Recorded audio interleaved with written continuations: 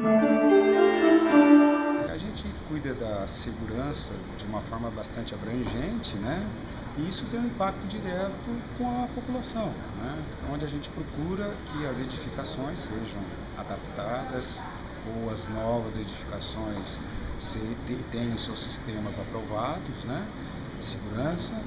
E além do licenciamento de grandes eventos, que é parte do nosso, né? Então é tudo voltado para a segurança das pessoas. Então a relação é direta. Então, um trabalho bem feito da nossa parte reverte.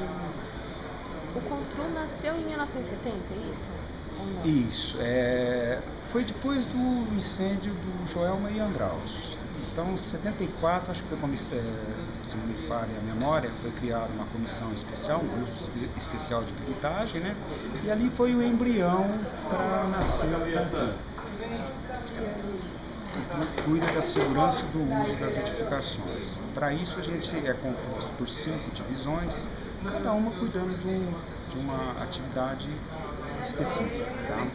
Então, o que a gente dá uma ênfase maior é com relação a grandes eventos, tá? Elevadores, é um segmento que necessita um cuidado especial da nossa parte para ver se os aparelhos estão funcionando de maneira adequada, tá?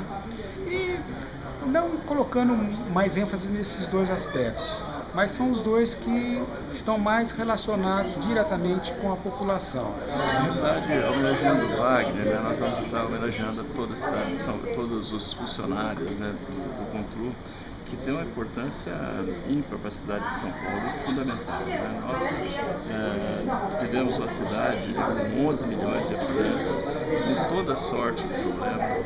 Não fosse a dedicação, a excelência do trabalho prestado pelo Contru, nós poderíamos viver um verdadeiro caos. Né? Temos prédios aqui em São Paulo, centenários, né?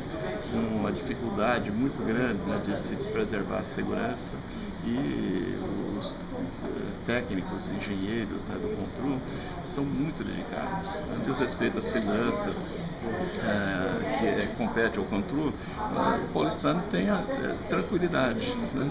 Nós temos técnicos que realmente estão aí há muitos anos, né? E com todo o problema que existe na cidade, em alguns órgãos públicos, eu teria muita campo para se falar de corrupção. Eu nunca recebi, sou vereador há 16 anos, nunca recebi uma denúncia de qualquer desvio de conduta de um profissional do Contru. Né?